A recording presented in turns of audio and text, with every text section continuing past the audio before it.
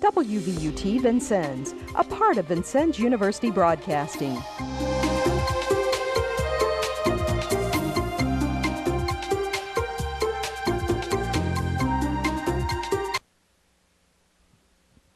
Good evening. In the news tonight, another arson fire is under investigation tonight, and jury selection got underway in Houston today in the latest Enron-related trial. In sports, former Lincoln basketball coach Gunnar Wyman receives the ultimate honor, and the Hoosiers struggle against Minnesota. Newscenter 22 is next.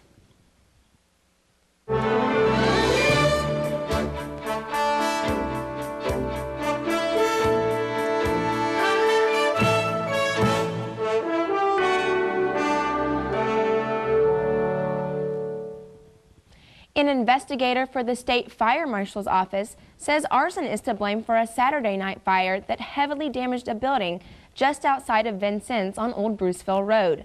Vincennes Township Fire Chief Tim Smith says the cause of the fire early Saturday morning at that same location is undetermined. The building housed First Choice Healthcare and a wood shop. Smith says damage to the building is estimated at $105,000. No one was injured in either of the fires. The building is owned by Ralph and Roberta Jackman and James and Linda Osborne. Vanderburgh County Sheriff Brad Ellsworth paid a visit to Knox County today to announce that he intends to run for the 8th District congressional seat, currently held by Republican John Hostetler. Ellsworth, a Democrat, said he wants to help people solve their problems. Speaking to supporters on the steps of the Knox County Courthouse, Ellsworth said that he doesn't support efforts to privatize Social Security and doesn't believe that's the answer to keeping the system solvent. I think we need to strengthen Social Security. It's a guaranteed benefit, and it can be done. We need to quit robbing that account. That's what it was designed to do. That's what we've paid in since we took our first jobs, usually at 16, and with an expected benefit. And it's safe for a while, but we need to strengthen that. And that can be done by just quit robbing that account and spending for the intended purpose. Ellsworth also supports strengthening of our borders against the influx of illegal immigrants. The 47-year-old Ellsworth is completing his 7th year as a Vanderburgh County Sheriff and is a 23-year veteran of the department. A state lawmaker wants the General Assembly to put the brakes on Governor Daniels' sweeping highway plan, including his proposal to lease the Indiana toll road to a foreign private venture. Democratic Representative Dave Crooks of Washington says lawmakers should make time to hold public hearings around the state on the plan. He plans to offer an amendment to Daniels' highway bill this week that calls for hearings. The bill faces a Thursday deadline to pass the House and move to the Senate. Meanwhile, the state Democratic Party plans to begin airing radio commercials opposing the plan. Democrats are primarily concerned about a provision that would give Daniels authority to lease the toll road in northern Indiana to an Australian Spanish consortium for 75 years in exchange for a lump sum payment of $3.85 billion. The Indiana General Assembly's good intentions could cause property tax bills to be mailed out late again. The House has passed a bill increasing the homestead exemption. If approved by the Senate and the governor, property taxes for those who claim the exemption will have to be refigured. And Knox County Auditor Terry Ewer says that could take a while. Knox County recently caught up after reassessment and other problems caused major delays in the mailing of property tax bills. Vincennes police recovered a stolen SUV from the Wabash River at Kimmel Park Sunday afternoon. The Jeep Cherokee, owned by Byron Butterfield of Oaktown, had been stolen from the parking lot of Willie's Pub on Main Street a week earlier. Knox County's jail population continues to moderate. There were only 15 arrests in Knox County over the weekend. That compares to 45 a year ago. 73 prisoners were being held in the county jail this morning, well below the soft cap of 85 agreed to with the Indiana Civil Liberties Union at the Knox County Jail. 7 inmates are being held out of county jails, and of the 80 inmates being held, 21 are facing charges related to methamphetamine. Indiana voters should notice a few differences when they head to the polls for the May primary. Under federal law, every polling site in the state must be accessible to disabled voters by March 31st. An online database will also help spot registration glitches. Both changes were mandated under a federal law enacted after the 2000 presidential election problems in Florida. Disability access improvements include placing levers on doorknobs and erecting temporary handicapped parking signs in lots. An informal government survey showed that nearly a quarter of Indiana's counties have met federal standards, and about 70% are expected to be in compliance by the deadline. A former Hoosier lottery security official accused of stealing lottery secrets to rig a $1 million scratch-off game is challenging the state's harsh penalty for breaching lottery security. If he's convicted of disclosing confidential lottery information, William Foreman could face up to 50 years in state prison. His attorney, Jack Crawford, calls that penalty unconstitutional. He says some forms of rape, child molesting, and armed robbery are considered lesser offenses under state law. State officials have debuted a user-friendly tax filing website intended to get more Indiana residents to file their taxes online. State Department of Revenue officials gave a demonstration of the program to journalists last week. The web-based program, which becomes publicly available on Wednesday, would help lower the state's tax processing costs if a growing number of Hoosiers use it. The new iFile program on the department's website walks tax filers through their return in a question and answer style, like the software programs TurboTax and TaxCut. The approach is new for iFile, a free service launched in 1998 that wasn't as user-friendly. State officials hope the new system boosts iFile users by 25% this year to about 87,000 Hoosiers. Still to come on Newscenter 22, jury selection got underway today in the fraud trial of former Enron executives Kenneth Lay and Jeffrey Skilling. And soaring oil prices made 2005 a big moneymaker for ExxonMobil. Stay with us.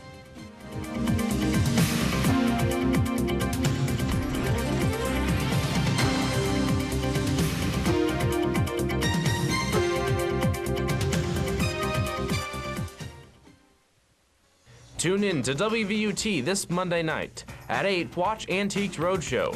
American Experience takes a look back at the Nuremberg trials at 9. Stay tuned for Canteen Spirit at 10. This documentary celebrates a time of patriotism and generosity during World War II, when communities across Nebraska welcomed more than 6 million soldiers who passed through the North Platte Canteen to serve in the war. Monday night on WVUT.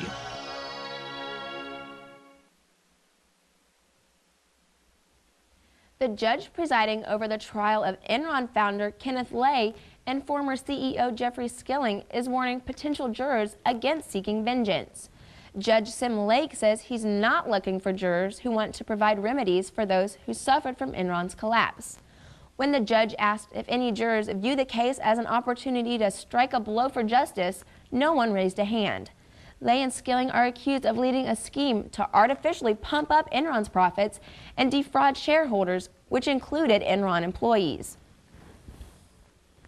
With oil prices remaining stubbornly high, ExxonMobil has reported a fourth quarter profit of more than $10 billion. That's a record profit for a U.S. company. ExxonMobil says it earned $10.7 billion, or $1.71 a share. That's up from more than $8.4 billion a year ago. Exxon's third quarter profit last year stood as the previous record, at more than $9.9 billion. Revenues in the quarter came in just below $100 billion. Excluding a one-time gain from a settlement, ExxonMobil's earnings came in at more than $10.3 billion. Earnings per share of $1.65 topped analysis expectations. ABC's news president says Bob Woodruff and cameraman Don Voight have come a long way since they were seriously hurt by a roadside bomb yesterday in Iraq. David Weston says Woodruff may be airlifted from a military hospital in Germany to the U.S. as soon as tomorrow. Military officials say body armor likely saved their lives. Saddam Hussein is due back in court later this week, but his top lawyer says the former Iraqi dictator won't be there. Saddam and his lawyers intend to boycott the next session of his trial in Baghdad. Saddam's top lawyer tells the Associated Press that the defense team came to a unanimous decision after yesterday's proceedings when the new chief judge expelled a co-defendant and a lawyer from the courtroom. After that, the entire defense team walked out in protest. Saddam was escorted out after a shouting match with the judge. If he's forced to attend the next session against his will, his lawyer says Saddam will stand in a corner to protest the judge's actions. The new U.S. general running the Iraq war says he'll cut support for rebels, making life better for Iraqis. Army Lieutenant General Peter Corelli became the #2 commander in Iraq last week. He led the Army's 1st Cavalry Division in 2003 and 2004 as it stamped out uprisings in Baghdad. Counterinsurgency experts praise his strategies over U.S. search and destroy methods they say wasted time and sent recruits to the rebels. An expert at the RAND Corporation says Corelli understands the solutions. The expert says the general strategy is the vision that should have brought 3 years ago. President Bush says the U.S. will not back a Hamas-led Palestinian government as long as the group vows to destroy Israel.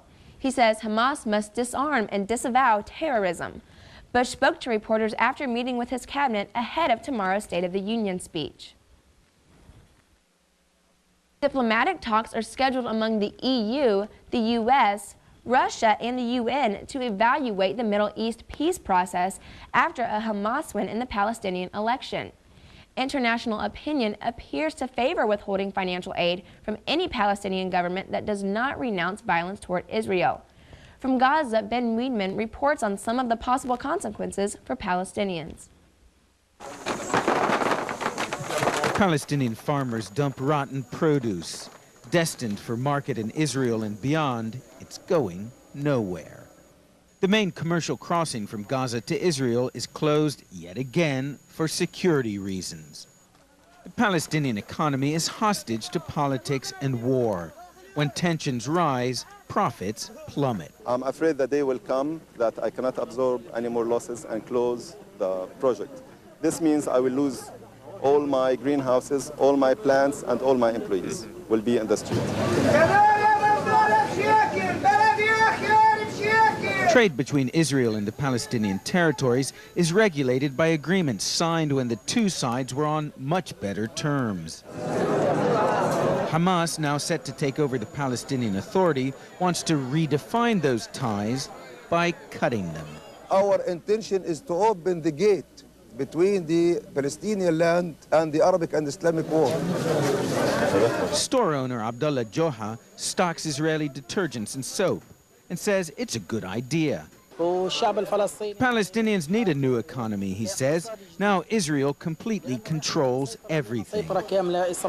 Hamas's proposal to cut economic ties between the Palestinian territories and Israel is a popular one here. The problem is, it's not necessarily very practical. One need only stroll through the old market in Gaza to see how many products come from Israel. All business is done in Israeli shekels. Palestinians, including these policemen filling up their armored personnel carrier, depend on Israel for fuel.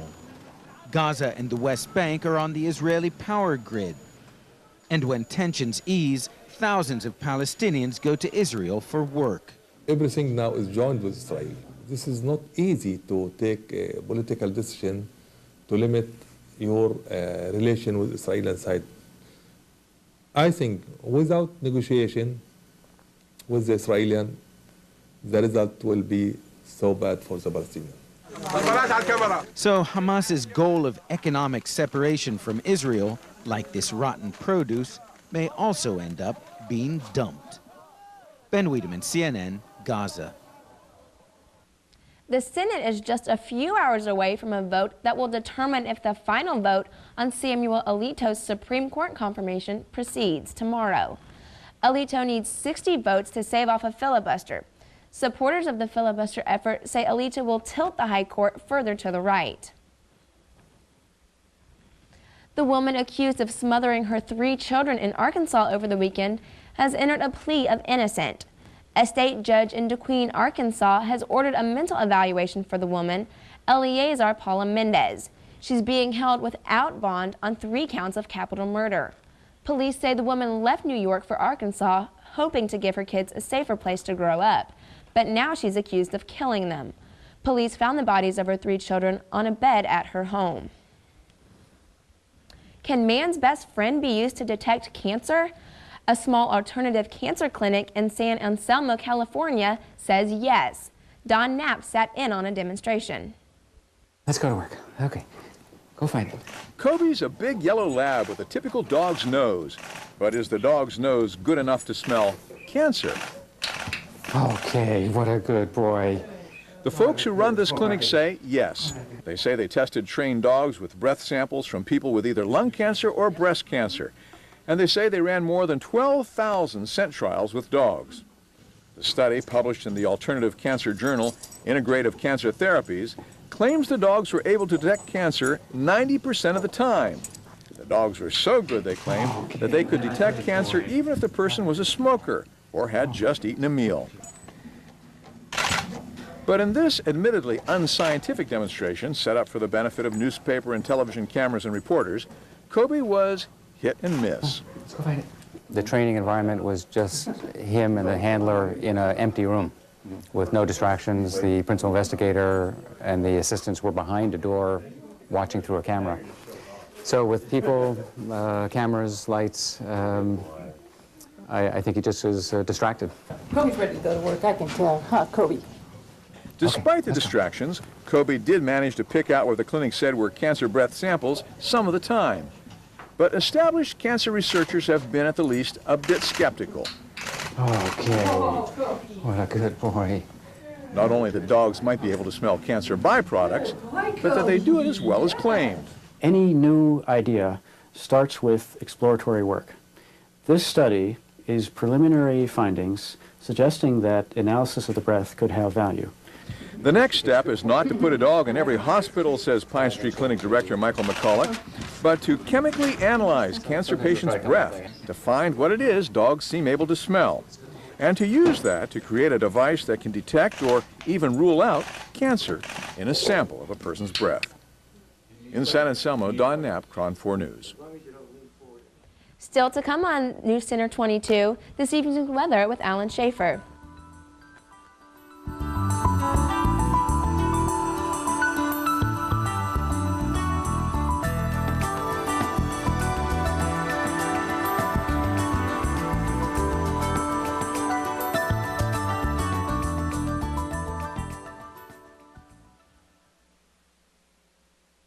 Next time on Austin City Limits, two of country music's finest female singers, Gretchen Wilson. Rebel town, won't you heed my warning? One of these days the rain will come pouring. Some of those sunshine and blue sky mornings might just turn to rain. And Miranda Lambert. Well, I'm giving up on love. Hey, love, giving up on me. Yeah.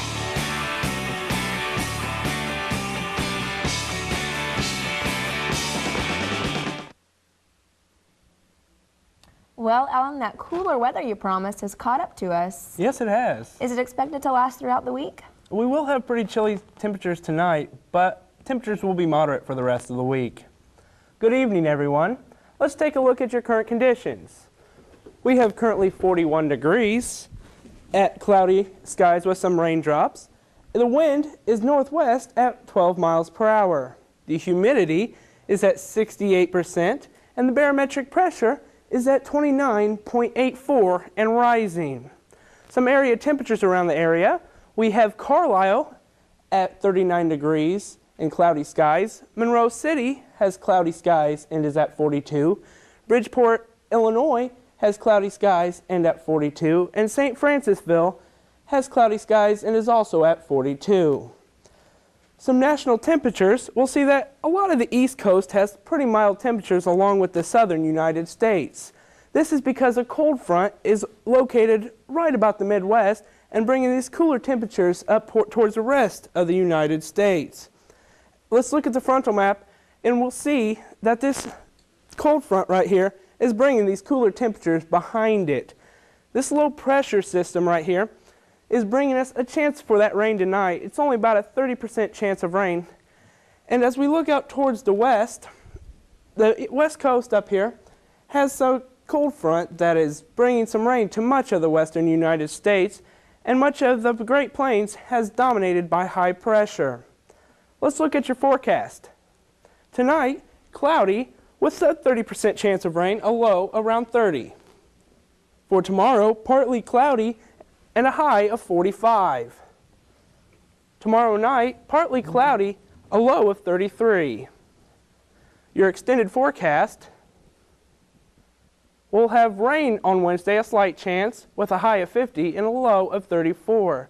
For Thursday, we'll have a high temperature of 51 and a low of 36. For Friday, we'll have cloudy skies, a high of 49 and a low of 36. And Amy, that's a look at weather. Thanks, Alan. Still to come on Newscenter 22, Lincoln High School honored members of the 1981 state champs Friday night. Kurt Maddox will have the highlights coming up in sports.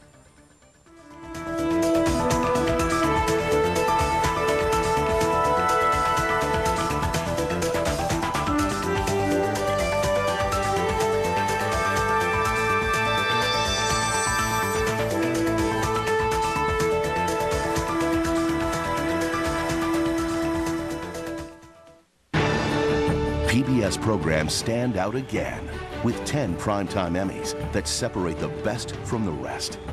Honoring unforgivable blackness, great performances, live from Lincoln Center, Broadway, the American Musical, and Masterpiece Theater's Lost Prince, this year's winner for Outstanding Miniseries. Year after year, more powerful programs. Congratulations to all the winners.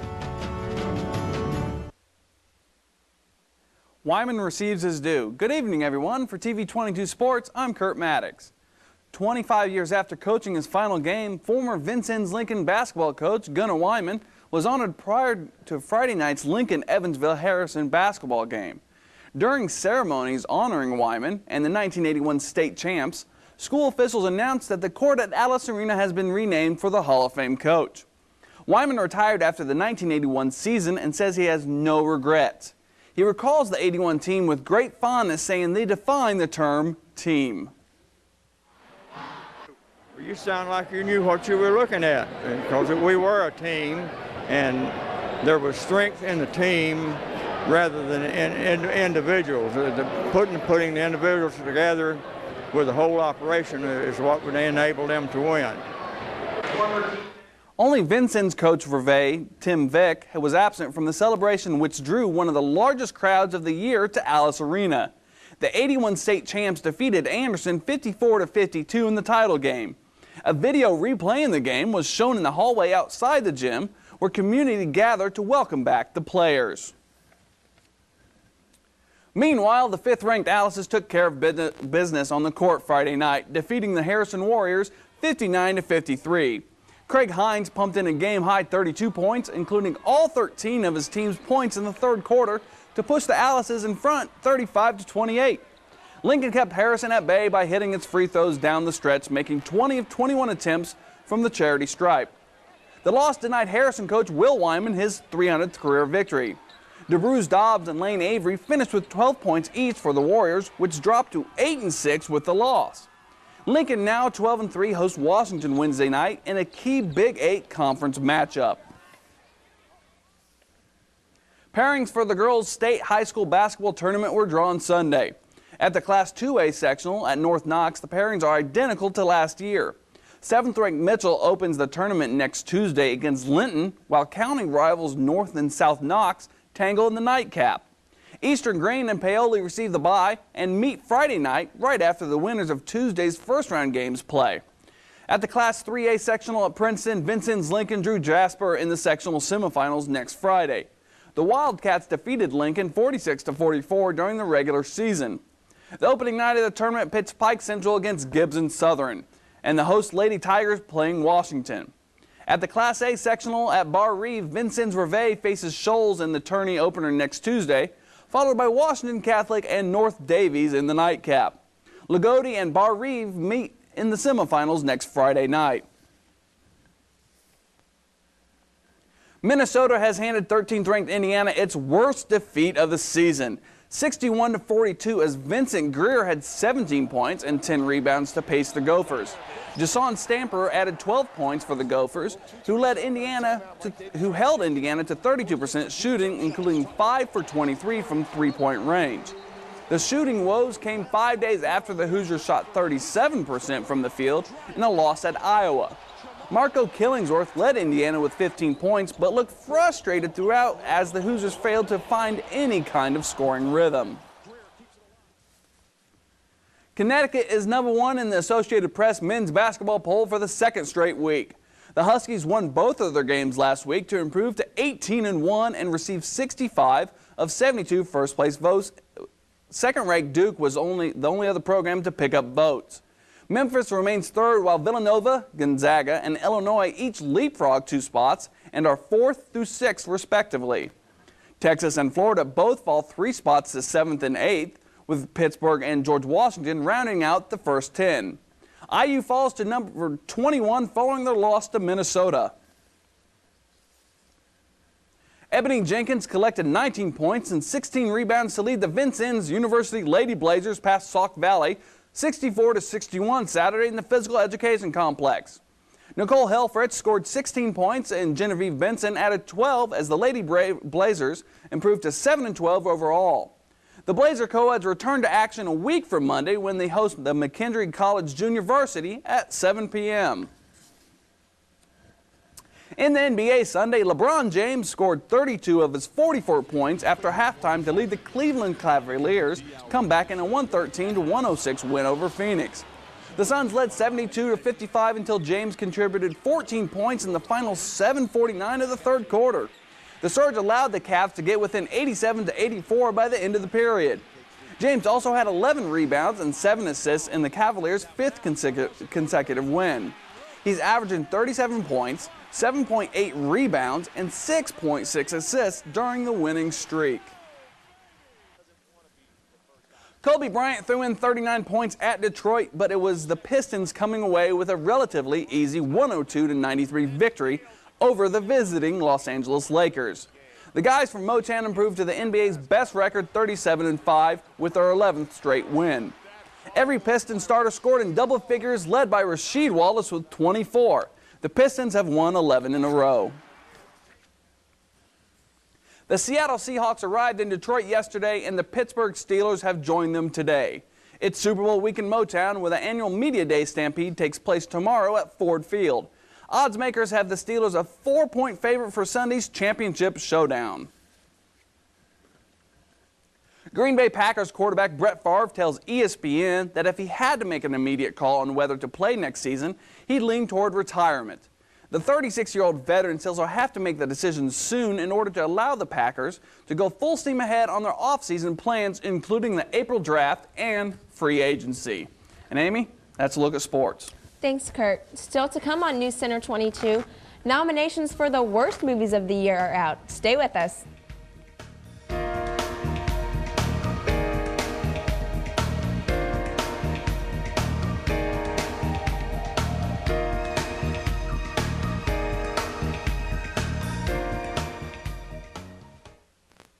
Stay on Frontline. Meth has destroyed this community. Methamphetamine is a highly addictive drug. She looked 20 years older than she was. Made from a highly profitable pharmaceutical. Cold medicine is a $3 billion moneymaker. Was this epidemic preventable? Back home, it was tearing lives apart. Here in Congress, it was as if there was no problem at all. The meth epidemic, a Frontline investigation. Tuesday at 9 on most PBS stations.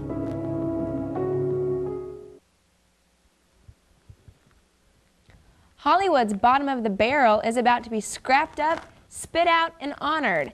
The Academy Award spoof known as the Razzies focuses on bad sequels and remakes this year.